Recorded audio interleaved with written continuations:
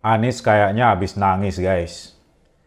Begitu keluar keputusan dari PDIP mengenai dibatalkannya pencalonan Anies sebagai calon gubernur Jakarta mendatang, sepertinya Anies mengalami masa-masa yang sulit, sehingga ia sampai menangis. Ya, sebelumnya perlu saya sampaikan bahwa saya tidak hendak membuli Anies karena menangis ya guys. Dan saya juga tidak mau Anda mengejek atau membuli Anies karena ia menangis. Karena menangis itu adalah cara alami bagi diri kita untuk melepaskan beban berat yang tengah menimpa kita.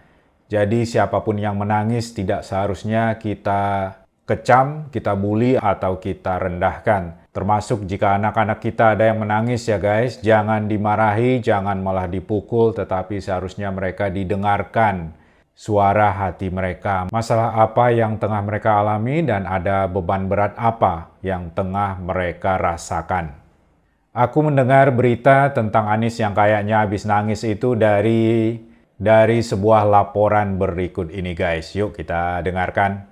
Saat ditemui di pintu rumah tim operasionalnya di Jalan Brawijaya 10 Jakarta, Anies Baswedan didampingi juru bicaranya Syahrin Hamid serta para staf pemenangannya. Kedua mata Anies Baswedan tampak berkaca-kaca ketika diwawancara. Saat ditanya terkait kondisinya, Anies pun tersenyum seolah memberi tanda bahwa dirinya baik-baik saja.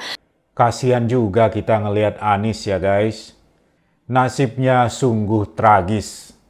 Ia awalnya dicampakkan oleh Nasdem, kemudian dilepeh oleh PKS, dan kemudian ada harapan dari PDIP, tapi ternyata semua hanya PHP saja.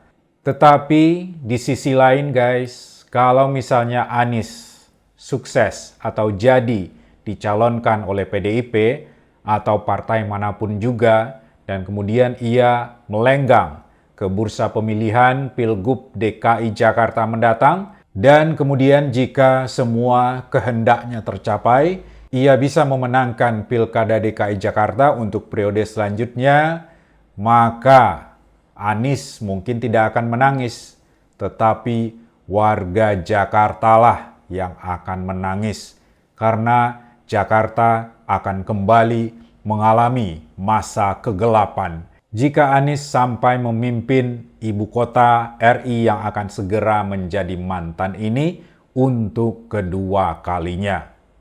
Bukan hanya saya yang berpikir seperti ini guys, saya rasa banyak orang lain juga menduga hal yang serupa. Seperti misalnya Uda Ade Armando juga menyampaikan kekhawatiran yang sama guys, seperti yang saya sampaikan tadi. Yuk sejenak kita dengarkan pula apa yang disampaikan oleh Uda Ade Armando sehubungan dengan batalnya pencalonan Anies tersebut. Batalnya Anies jadi calon gubernur DKI rasanya harus disambut gembira.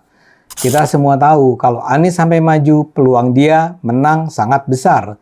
Tapi kalau dia sampai menang lagi, Jakarta kembali akan menjalani masa kelamnya.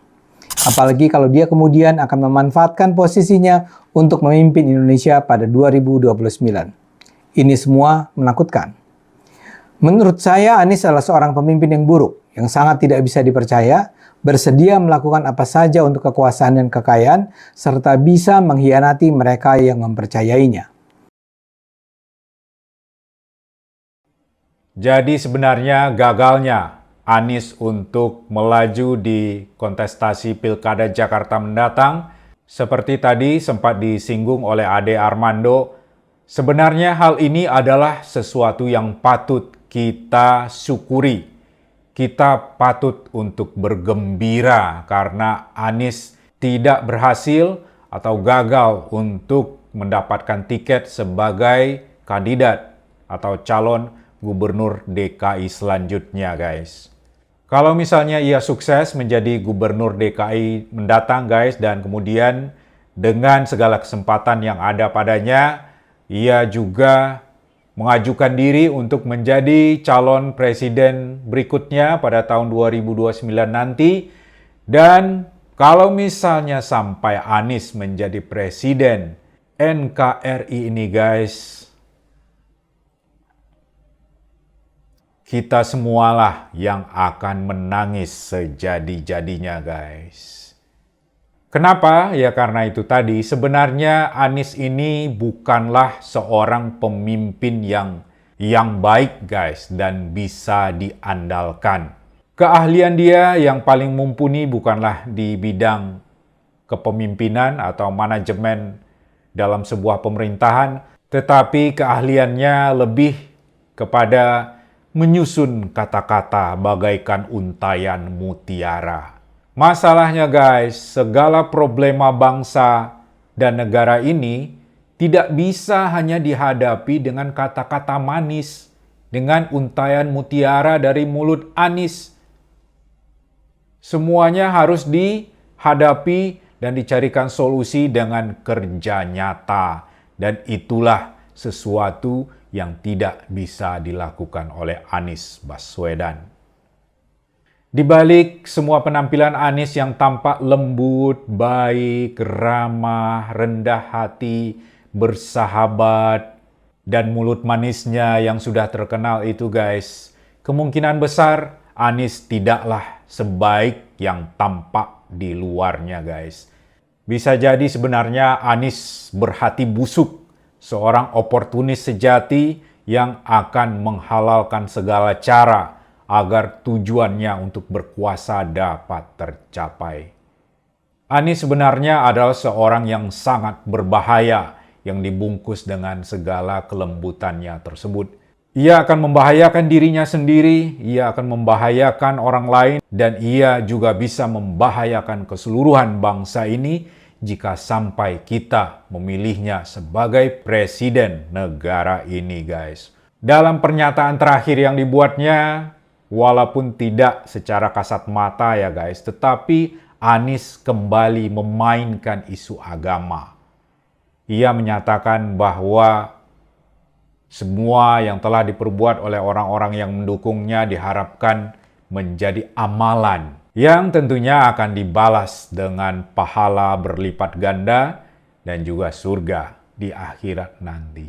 Dengan mengucapkan hal ini, Anies sebenarnya memberikan iming-iming kepada para pengikutnya bahwa Tuhan Allah Subhanahu wa Ta'ala berada di pihak Anies dan akan memberikan pahala serta akan menganggap bahwa segala yang telah dilakukan oleh pendukung Anies adalah amalan. Saya rasa ini adalah sebuah pemanfaatan agama dan keimanan ya guys untuk mencapai tujuan dari Anies Baswedan ya demi kekuasaan yang benar-benar sangat diimpi-impikannya. Jadi sebaiknya kita biarkan saja Anies Baswedan menangis bersedu-sedan ya guys. Saya juga coba untuk menguntai kata-kata seperti Anies ya. Mudah-mudahan saya juga bisa walaupun tidak sejago dia ya guys. Kita biarkan Anies Baswedan bersedu-sedan daripada seluruh bangsa ini yang bersedu-sedan. Bagaimana menurut Anda guys? Oh iya, satu lagi guys, ada banyak pihak yang menyalahkan Mulyono, Mukidi, dan lain sebagainya sebagai biang kerok dari kegagalan Anies diusung menjadi cagup ini ya guys. Saya agak heran juga ya guys, kenapa banyak sekali orang yang berpikir kayak gitu. Padahal emangnya PDI Perjuangan itu di bawah kaki si Mukidi. Di PDIP kan ada Sang Ratu yang mulia, Ibu Megawati Soekarno Putri yang menentukan segala sesuatunya. Kalau misalnya lu anggota PDI Perjuangan dan lu bilang Bu Megawati ada di bawah kendali Jokowi, lu bisa berada dalam masalah besar ya. Tunggu aja kalau sampai yang mulia Ratu mengetahui hal ini, bisa dibentak lu, bisa langsung dihabisi karir lu di PDI Perjuangan. Jangan coba-coba ya. Jadi bagaimana mungkin si Mukidi bisa mengatur semuanya ini seperti yang dikira oleh banyak orang. Dan yang bersangkutan sendiri juga sudah menyatakan dan membantah ya guys, bahwa ia tidak terlibat karena semua partai itu kan memiliki mekanismenya masing-masing. Dan ia juga bukan pemilik partai, bukan ketua partai, bukan orang yang menguasai PDI Perjuangan ya. Anda mungkin akan mengira saya mengatakan hal ini karena saya adalah buzzer, karena saya juga diatur oleh si Mukidi, karena saya dikasih duit oleh Mulyono. Dan juga sudah berkali-kali saya sampaikan, pala lu peang. Jalanin otak lu sebelum berpikir bahwa saya ini dibayar oleh Jokowi. Apa mungkin? Ya, hebat banget gue kalau sampai dibayar ya oleh Jokowi. Ya, demikian saja guys. Terima kasih bagi Anda yang telah meluangkan waktunya untuk menonton video ini. Dan jika Anda tidak berkeberatan, seperti biasa saya mohon dukungannya berupa like serta subscribe. Sebelum dan sesudahnya, saya ucapkan terima kasih.